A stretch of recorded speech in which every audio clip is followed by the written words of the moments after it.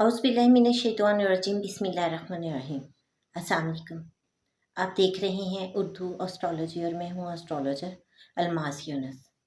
आज की वीडियो में हम लोग बात करेंगे यूक्रेन और रशिया के दरमियान होने वाली वार के बारे में। यूक्रेन ने रशिया के ऊपर एक स्ट्राइक किया और ड्रोन हमलों में रशिया के 40 तैयारी तबाह करने का दावा किया और बेसिस पर भी अटैक किया। अब हमें इल्म नजूम की रोशनी में इस वार का फ्यूचर क्या नज़र आता है, उस पे हम बड़ी तफसील से बात करेंगे और जानने की कोशिश करेंगे कि इस वार में कौन कौन से एरियाज मुतासिर हो रहे हैं और वर्ल्ड लेवल पर क्या बड़ी तब्दीली आ रही है। क्या रूस इसका जवाब देगा? अगर रूस इसकी जवाबी कार्रवाई करता है तो कब एक्सपेक्ट किया जाता है कि यूक्रेन पर रशिया एक अटैक करेगा और उसका हमें नतीजा क्या नज़र आता है? इन तमाम पॉइंट्स पर बहुत ही तफसील के साथ बात करूँगी। तो बढ़ते हैं अपनी आज की वीडियो की तरफ। वीडियो का आगाज़ करने से पहले उन तमाम लोगों का बहुत शुक्रिया जो चैनल को लाइक करते हैं, सब्सक्राइब करते किए हुए हैं, कमेंट करते हैं और अपनी राय का इजहार करते हैं। बाकी मैं हमेशा कहती हूँ कि इल्मी नजूम अदाद शुमार पर मबनी इल्म है। इसमें कहीं ना कहीं इंसान कोई गलती कोताही कर जाता है जिससे प्रडिक्शन एक्यूरेट नहीं हो जाती है, लेकिन इसकी सबसे बड़ी चीज़ भी यही है कि हम कभी दावा नहीं करते कि हम 100% एक्यूरेट हैं, क्योंकि नॉलेज अल्लाह ताला की अता है और अल्लाह ताला ही अगर इसमें इंसान की इज़्ज़त रखते हैं तो उसको इज़्ज़त मिलती है। और अगर आप दावेदार बनते हैं उसकी एक्यूरेसी के तो फिर ये एक कुफ्र है। और मैं हमेशा तस्लीम करती हूँ कि कहीं गलती की बिना पर प्रेडिक्शन में गलत हो जाने का अंदेशा रहता है। तो इसके अलावा जो लोग मेरे चैनल पर न्यू हैं, सबसे पहले चैनल को सब्सक्राइब कर लें, बेल आइकन को प्रेस कर दें ताकि मेरी आने वाली वीडियोस की नोटिफिकेशन आप लोगों को रिसीव हो सके। इसके अलावा अगर आप लोग भी अपना बार चार्ट बनवाना चाहते हैं, स्क्रीन पर मेरे नंबर चल रहे हैं, बहुत ही मुनासिब सी फीस के साथ आपको मुकम्मल रहनुमाई दी जाती है। बढ़ते हैं अपनी आज की वीडियो की तरफ।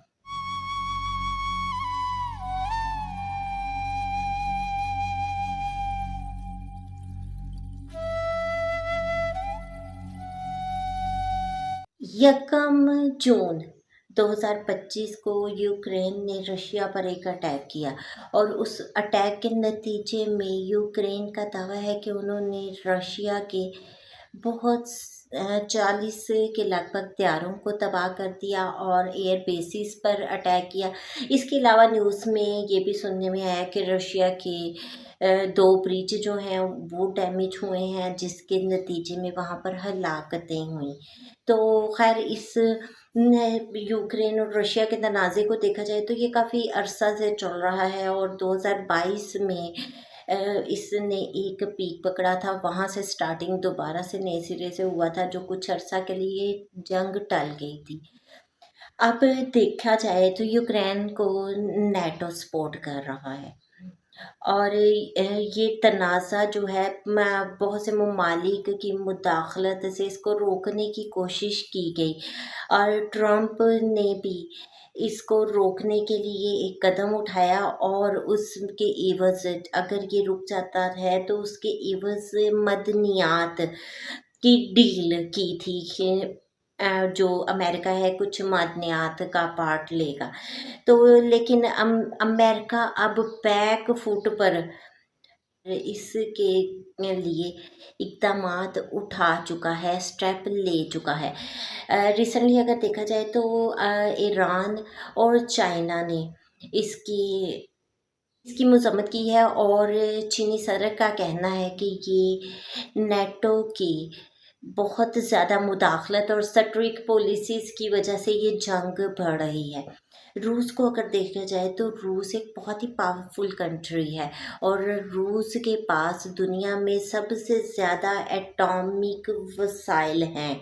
अभी तक अपनी एटमी क़ुव्वत होने के बायस रूस को कोई मुल्क शिकस्त नहीं दे पाया। तो चाहे यूक्रेन ने एक स्टेप लिया, रूस पर ड्रोन हमले किया। आप लोगों को यकम जनवरी 2025 की मेरी प्रेडिक्शन याद होगी। मैंने आप लोगों से कहा था दो ममालिक के दरमियान जंग छिड़ती हुई दिखाई देती है। पाकिस्तान और इंडिया की बात की जाए ना तो ये जंग नहीं थी, ठीक है। मैंने आप लोगों को पाकिस्तान इंडिया वार में कहा था ये एटॉमिक वार नहीं है, ये वार की तरफ नहीं जाएगी, झड़पें होंगी और उसके जो है भरपूर जवाबी कार्रवाई भी होगी। आपने देखा वो मेरी प्रेडिक्शन एक्यूरेट हुई। जंग जो है ये अब छिड़ी है यूक्रेन और रशिया की। जंग वो होती है जो लंबे अरसे तक चले। जंग वो है जिसमें एटॉमिक अपने रिसोर्सेज को इस्तेमाल किया जाए। जंग वो है जिससे बहुत ज़्यादा तबाही और बर्बादी हो। रूस और यूक्रेन के दरमियान इस वार को मैं अगर देखूं तो मुझे ये लंबी जाती हुई दिखाई देती है। यूक्रेन एक गलती कर बैठा, उसने रशिया पर अटैक किया। जब अटैक किया उस वक्त प्लेंटी पोजीशन जो थी वो यूक्रेन के फेवर में थी। यूक्रेन का 10th हाउस एक्टिव था, कर्मा का घर एक्टिव था। यूक्रेन ने एक एक्ट लिया और उसने रशिया पर अटैक किया। रशिया इस वक्त फौरी तौर पर इसका जवाब नहीं देगा। रशिया की तरफ से जवाबी कार्रवाई होगी और भरपूर अंदाज में होगी, लेकिन इसका नतीजा क्या होगा? बहुत सी यूरोपियन कंट्री जो हैं मुझे इससे मुतासिर होते दिखाई देते हैं। आपको मालूम है जंग के सिलसिले में आपकी इकॉनमी बैडली अफेक्ट होती है। आपकी जो ट्रांसपोर्टेशन है या एयर ट्रैवल है वो बैडली जो है मुतासिर होते हैं। फिर वीज़ाज जो है यहाँ पर उनकी बहुत ज़्यादा डिस्टर्बेंस आएगी। और देखें कुछ जगहों पर कुछ यूरोपीय कंट्री में इमरजेंसी जैसी सूरत हाल बन सकती है। मैंने आप लोगों को ये भी बताया था कि सैटर्न राहु की कंजक्शन जो है उसमें कुछ कंट्रीज़ मुझे लॉक होते दिखाई दे रहे हैं और मैं ये बात आपको तस्लीम करती हूँ कि उसमें टाइम में थोड़ा सा आगे पीछे हो गया। उसकी आउटपुट है वो नज़र आएगी। इस साल में कुछ कंट्रीज़ ब्लॉक होते जो मैं देख रही थी वो आपको अब सूरत हाल आने वाले दिनों में देखने को मिलेगी। बाकी हमारे बहुत सारे जो अज़ीज़ो कारब हैं, पाकिस्तानी हैं या दूसरे लोग जो वहाँ पर रह रहे हैं, यूरोपियन कंट्रीज़ में रह रहे हैं। अक्सर लोगों ने मुझे कमेंट भी किया है कि उसका फ्यूचर बताएं, लेकिन चूँकि हमारे मुल्क की सूरत हाल कुछ इस तरह की थी कि उन पर ज़्यादा काम नहीं कर सकी, ज़्यादा फोकस अपनी कंट्री की तरफ रहा। तो अब मैं आप लोगों को बताना चाहती हूँ कि आने वाला जो टाइम है यूरोप के लिए क्रिटिकल टाइम रहेगा। आप लोगों को बहुत ज़्यादा एहतियात करने की इस वक्त बहुत एहतियात की ज़रूरत है। वहाँ पे रहने वालों को बहुत ज़्यादा एहतियात करनी चाहिए। आप लोगों को अपने सेफ्टी मेजरमेंट्स लेनी चाहिए। और यूक्रेन के साथ मैं फ्रांस और बरतानिया को भी बुरी तरह मुतासर होते देख रही हूँ। आप लोगों को मेरी एक और प्रेडिक्शन याद होगी जहाँ पर मैंने आपसे कहा था इस साल न्यू टेक्नोलॉजी का इस्तेमाल होगा, जिसमें आपने पाकिस्तान में तो देख लिया, पाकिस्तान ने लेटेस्ट टेक्नोलॉजीज़ को यूज़ किया, साइबर अटैक किया और हर चीज़ मैंने आपके साथ तफसील से बयान की। अब दूसरा यहाँ पर डिफरेंट काम क्या हुआ, ड्रोन्स की मदद से अटैक किया गया और ड्रोन्स की मदद से काफ़ी ज़्यादा तबाही मचाई गई। तो अब जो मैं आपको कह रही थी कि आने वाले वक्त में अगर जंग होती है तो 5th जनरेशन वार की तरफ जा सकती है। तो वो सिर्फ पाकिस्तान के लिए नहीं, ये जो हमारे पास 2025 का साल है ये टेक्नोलॉजी के लिहाज से बहुत ज़्यादा पावरफुल रहने वाला है और यहाँ पर हमें 5th जनरेशन टेक्नोलॉजी आती हुई दिखाई देती है।